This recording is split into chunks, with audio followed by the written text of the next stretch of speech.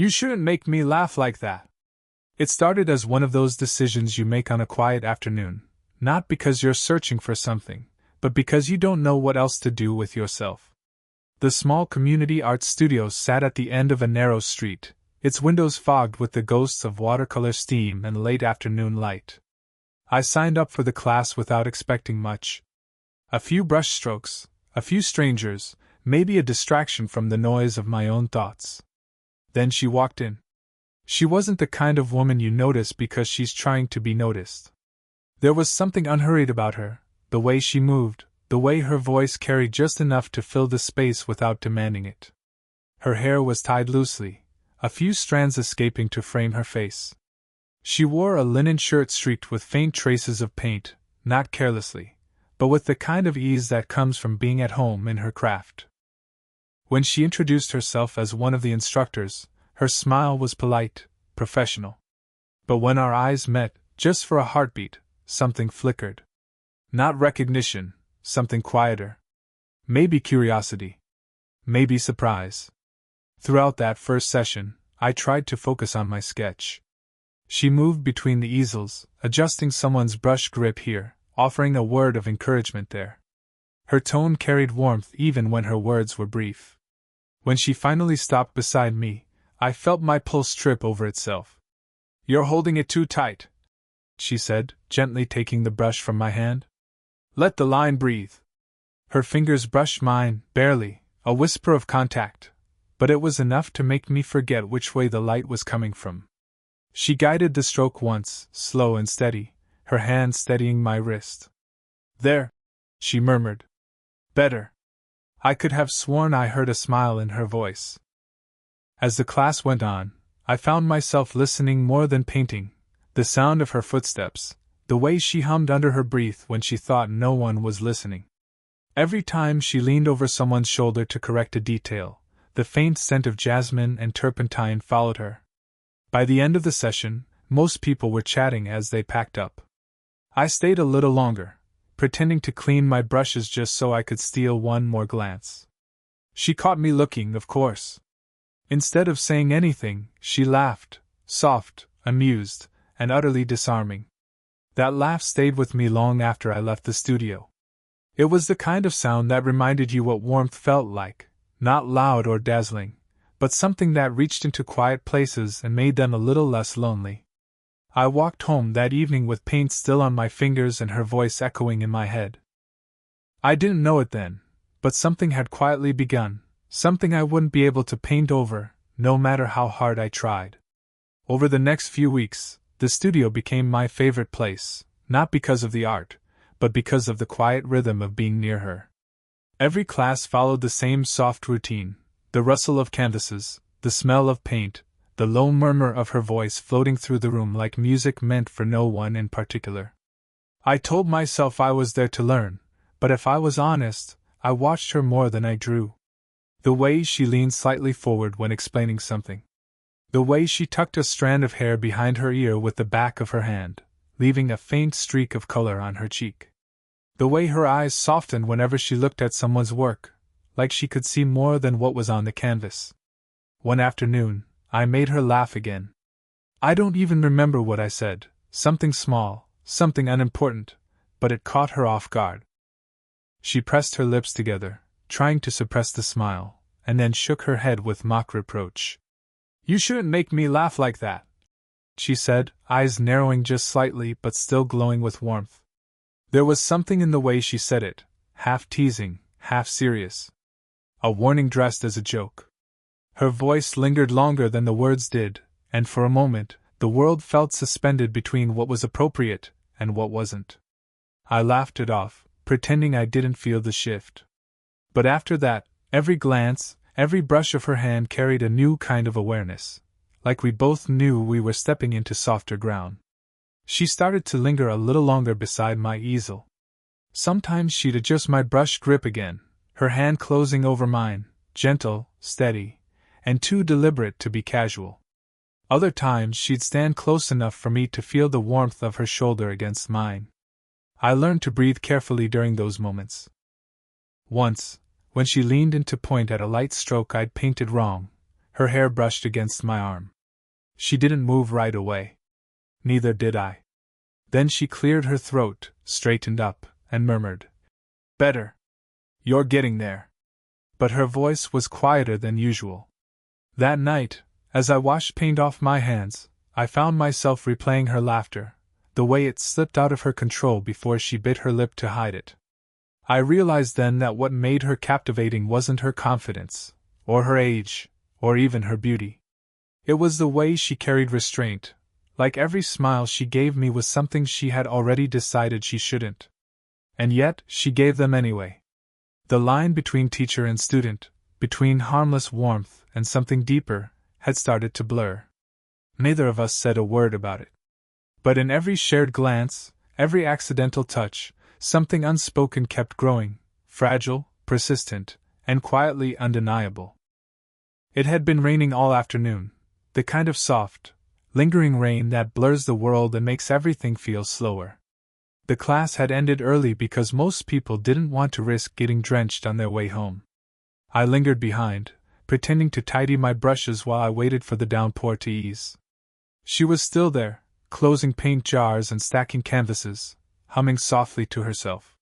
When I finally turned to leave, she glanced at the window, then at me. "You don't have an umbrella, do you?" I smiled sheepishly. "I was hoping it'd stop." She laughed under her breath, shaking her head. "You'll be drenched before you reach the corner. Come on, I'll give you a ride." Her car smelled faintly of coffee and vanilla. The windshield wipers moved rhythmically, the rain drumming a steady, soothing pattern. We didn't talk much at first. I watched the rain trace paths down the glass, and she focused on the road, one hand lightly tapping the steering wheel to some song I didn't recognize. When the rain got heavier, she sighed. "Looks like we're waiting this out." She pulled into a small cafe, the kind that always smells like cinnamon and comfort, and parked. Inside, the warmth hit immediately, the hiss of the espresso machine, the soft chatter of a few other customers, the golden light reflecting off her damp hair. She ordered tea, I ordered coffee, and we found a corner table by the window. For a while, it was just quiet. Then she smiled, that easy, disarming smile. "You're not bad at painting, you know. You just overthink everything." I laughed. "That's fair. I tend to do that, with everything, actually." She stirred her tea slowly. "That's because you feel things too deeply. You'll learn that's both a gift and a curse." There was something in the way she said it, gentle, almost nostalgic, like she was speaking from a place I hadn't reached yet. I asked about her art, her life, the years she spent teaching. She didn't talk much about herself, but when she did, her eyes softened in a way that made me want to listen forever. There were traces of old heartbreak in her pauses, but also resilience, like someone who had learned to live gently, even after the storms. When she laughed again at something I said, she caught herself this time. Bit her lip, just for a moment, as if to hide the warmth she couldn't quite contain. It wasn't the kind of moment anyone else would have noticed. But sitting across from her, watching the faint flush rise to her cheeks, I felt it, that quiet shift between comfort and closeness. The rain outside had slowed to a whisper by the time we left. She drove me home, and for the first time, I didn't want the ride to end. "Before I stepped out," she said softly, "you make the rain feel lighter." I didn't know how to answer. So I just smiled, and watched her drive away through the mist, wondering if she knew she just changed something I couldn't name. The next few days blurred together, though I found myself arriving at the studio earlier than usual, telling myself it was just to practice, though deep down, I knew better. She was always there before everyone else, unlocking cabinets, setting out supplies, humming quietly to herself. One evening, she asked if I could help her close up. The others had already gone, the last traces of daylight stretching long and soft through the tall windows. The studio felt different when it was empty, quieter, more intimate, like the walls themselves were listening. We worked side by side, wiping brushes, sorting paints. Every now and then, our hands brushed while reaching for the same thing, and every time, there was that pause, that silent acknowledgement neither of us dared to name. At one point, I dropped a jar of brushes, and she laughed, that soft, unguarded laugh I'd started to crave without meaning to. When I looked up, she was still smiling, eyes crinkling slightly at the corners. "You're hopeless with these," she teased. "Only when you're watching," I said before I could stop myself. Her smile faltered for just a second. Not because she was offended, but because something in the air shifted. Her gaze held mine longer than it should have, and in that stillness, everything felt amplified: the sound of our breathing, the faint hum of rain outside, the warmth between us that neither of us could pretend not to feel anymore. She turned away first, clearing her throat lightly. You really shouldn't say things like that," she murmured. But her voice wasn't firm, it trembled slightly, caught between a smile and something far more fragile. We finished cleaning in silence, though it wasn't uncomfortable. It was charged, every sound, every movement deliberate. When she bent down to store a canvas on the lower shelf, her shoulder brushed against my arm. She didn't move away this time. Neither did I. I don't know who looked up first, but suddenly we were too close, the kind of closeness that asks a question without words. Her eyes softened, her lips parting slightly, as if she wanted to say something but couldn't. "You make it very hard to keep things simple," she said quietly. It wasn't a confession. It was a truth, bare, trembling, and a little sad. I could have said something then. I could have told her how much I thought about her, how her laughter stayed with me long after I left this place. But instead I just nodded, because anything else might have broken the fragile understanding between us. As we locked up and stepped outside, the evening had turned cool and still. She handed me my bag, her fingers brushing mine for the briefest second. "Good night," she said softly, almost like an apology. "Good night," I echoed. I walked home in silence, carrying that one sentence: "You make it very hard to keep things simple," like a secret I wasn't sure I was allowed to keep. The next week felt longer than usual. The studio, once warm and alive, suddenly carried a quiet tension, something unsaid hanging in the air between us. She didn't avoid me completely, but she kept things measured. Her smiles were shorter, her laughter more restrained. When she spoke to me, it was all instruction and professionalism. And I tried to match it. I really did. But every time she walked past, I felt that familiar pull, like the room tilted slightly in her direction. After class one afternoon, I lingered, pretending to clean up my area. She was organizing supplies at the far end of the room, her movements calm but distant. I wanted to ask if I'd done something wrong, if maybe I'd crossed a line that shouldn't have been crossed. But something about her posture, the careful way she avoided looking at me, told me she already knew what I wanted to say. When I finally spoke, my voice came out lower than I intended. "Did I make things uncomfortable?" She froze for a second, then turned. Her expression wasn't angry. Just tired, like she'd been rehearsing this conversation in her head for days. "No," she said softly. "You didn't." She hesitated, then looked down, folding her arms across her chest. "That's the problem." The silence stretched between us, filled with the quiet hum of the ceiling fan. "I don't understand," I said. "You didn't do anything wrong," she repeated. "It's just, sometimes we meet people we shouldn't get too close to. And it's never because we don't want to, it's because we want it too much." Her words hit deeper than I expected. She wasn't blaming me. She was protecting us from something that hadn't happened, but easily could.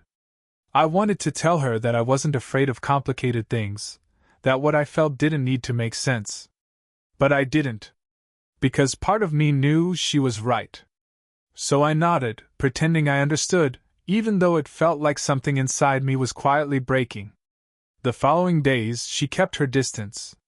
She still smiled when I entered the studio, but it was different now, careful, contained. When our hands accidentally brushed, she would pull away first. When I made a joke, she'd laugh politely but not fully. Still, sometimes I'd catch her looking at me when she thought I wasn't watching, eyes soft, wistful, full of everything she wouldn't say aloud. And that, somehow, hurt more than avoidance. One evening, I stayed back after everyone left. The room felt empty without her energy in it. I looked at the brush she'd used earlier, still faintly wet with paint, and wondered if she missed me the way I missed her, not in words, but in the quiet spaces between them. I realized then that this distance wasn't punishment. It was restraint, the kind that comes from caring too much. And somehow, knowing that made it harder, not easier. It happened on a Thursday evening, the kind that felt heavier than usual, when even the air carried the weight of things unsaid. I hadn't planned to see her that day. I'd only stopped by the studio to drop off a forgotten sketchbook. The lights were dim, most of the space empty, except for one soft pool of light near the back. She was there. Alone. Her back was to me, hair tied loosely, sleeves rolled up as she cleaned the brushes at the sink. The rhythmic motion of her hands was slow, deliberate, like she was trying to wash away a thought that wouldn't leave. For a moment, I just stood there, watching her, unsure if I should say anything or quietly walk away.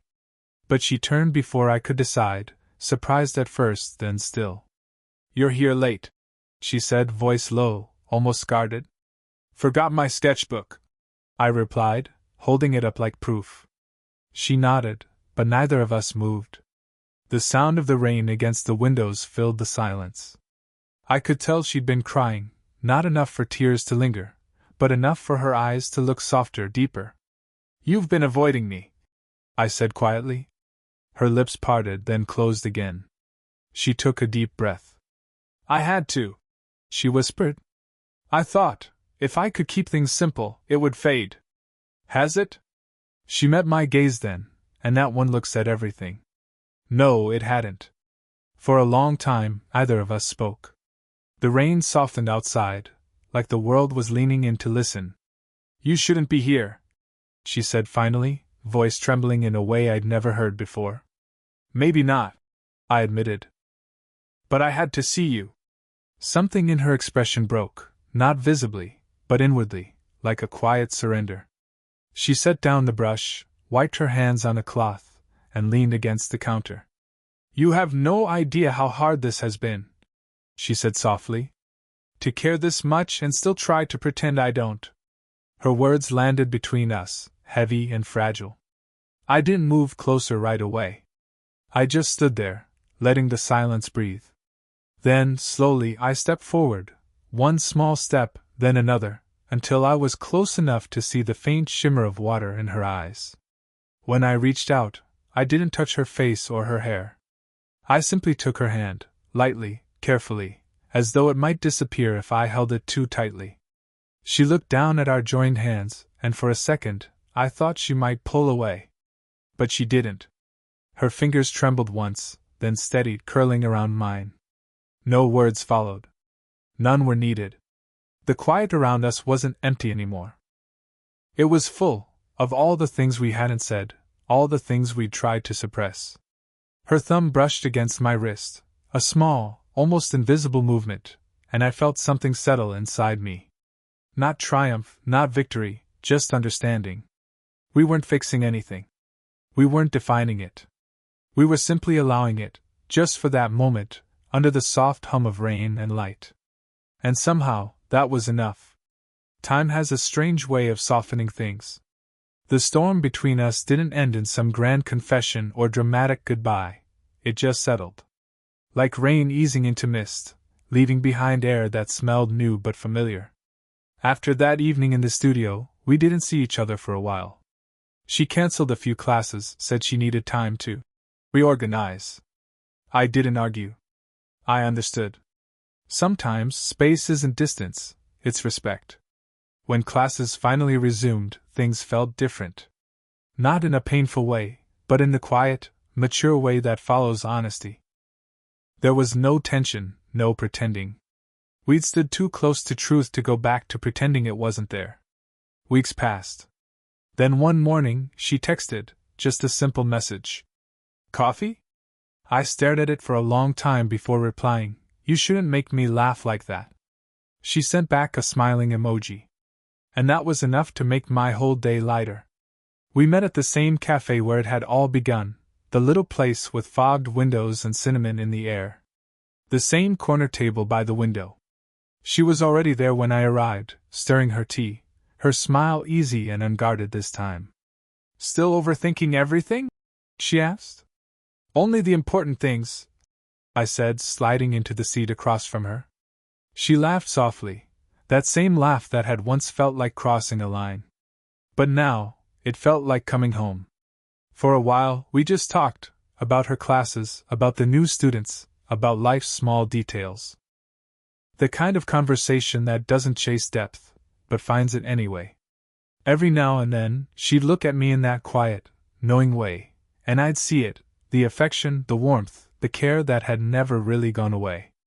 At one point, she leaned back, smiling in that teasing way that used to undo me completely. You still make me laugh too much. I'll take that as a good sign, I said. It is, she murmured. It means we made it through the hard part. Her words lingered calm, certain. She wasn't talking about romance or labels. She was talking about understanding. About how sometimes, connection doesn't need to fit into anything defined to still mean something real. When we stepped outside, the air was cool, sunlight breaking through the clouds. She slipped on her sunglasses and glanced over at me with a faint grin. You're going to be late to whatever it is you're supposed to do today. Probably, I said. Worth it, though. She laughed again, a sound that no longer felt like a risk, but a gift. As she walked away, I realized something quietly beautiful. What we shared hadn't ended. It had simply changed shape, from tension to tenderness, from hesitation to peace. And maybe that's what love sometimes looks like, not a fire that burns, but a warmth that stays, long after the moment has passed.